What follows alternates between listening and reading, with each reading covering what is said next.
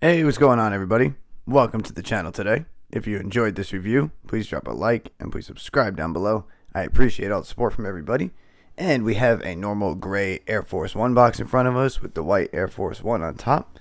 And flipping it around, it is an Air Force One '07 LV8 EMB, which I'm almost positive by now stands for embossed. And the colorway is white, tortoise blue, gray fog, men's size 12, and retail was an even $100 US. The tag's actually unsticking there. First time that's happening. But other than that, this sneaker released pretty recently on October 19th, 2021 for 100 US with two other Air Force Ones, which we'll get to in a little bit. And this is what we are looking at today. And I would like to note that the two Air Forces that came out alongside this were a Lakers colorway and one that I could not find a specific team for, but I believe it is either the Trailblazers or the Chicago Bulls because it is black and red predominantly. And then this pair was titled, as you saw in the title, if you read that, was the Fiesta.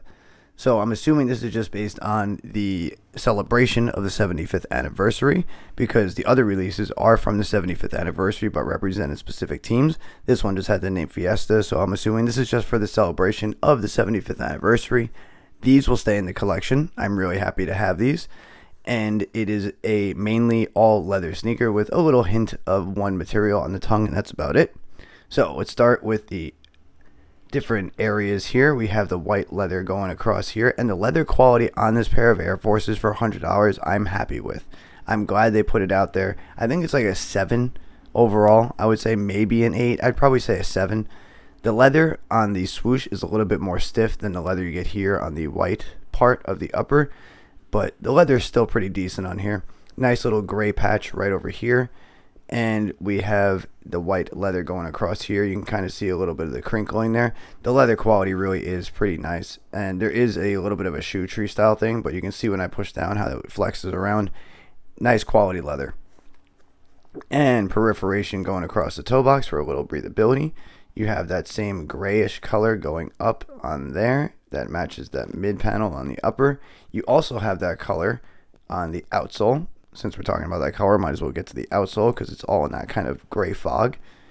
And we also have a hint of that blue and gray fog atop the midsole. So they actually did contrast it a little bit here. Instead of having a white midsole, white top, and white stitching, they actually cut the top of the midsole with a little bit of that gray fog, which was kind of unique to me. They usually don't go the little length of doing little details like that. Something I noticed, and it's kind of nice. And your medial side on both shoes have a yellow swoosh instead of that kind of Caribbean looking blue, or they're calling it tortoise blue. And there's that yellow right there. It's a nice goldenish yellow. It's nice, it's vivid, vibrant.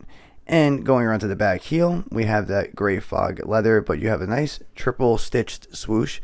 So you have one stitching in blue, black, and then highlighted by a larger pink area.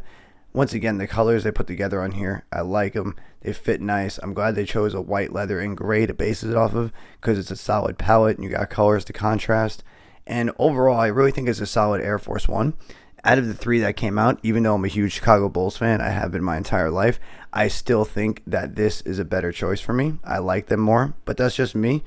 I would recommend buying these if you can find them for retail. I will leave links down in the description to where you can find them, retail or aftermarket. If they aren't in stock, you'll see down there. And some of the other details we did not go over is the one pair of laces you get, which is just a plain flat white lace with clear tips. You do have a gray fog lining with the gray fog insole and that tortoise blue Nike Air stamped by the heel. Your tongue is the only difference in material, which is canvas, which goes all the way up from down here. There's an actual close-up of the diamond for the 75th anniversary of the NBA on the lace dubray. And there is your NBA 75th anniversary tag on top of the tongue. So other than that, all the details are the same on both shoes. And now that we've gone over everything, let's get some conversation going in the comments because I am going to end the video there. There's not too much else to talk about. Pretty simple colorway, but nice contrast to color. Vibrant, awesome for the springtime. Represents the NBA sport I love on a sneaker I love. So this is definitely staying in the collection, something I won't get rid of. And I'm happy to have them. Let me know if you guys pick these up. which one you like out of the 3 that released. If you want to check out another 75th Anniversary NBA sneaker that I reviewed and you haven't watched that video, the video I made before this one was actually a pair of Blazers from this 75th Anniversary collection. Check that out if you want. Other than that, I will try to answer back to everybody in the comments down below. And I thank everybody for the support and stopping by. I really appreciate it. I hope you guys stick around. I do have more videos coming shortly, and I hope everybody has a great day. All right, bye.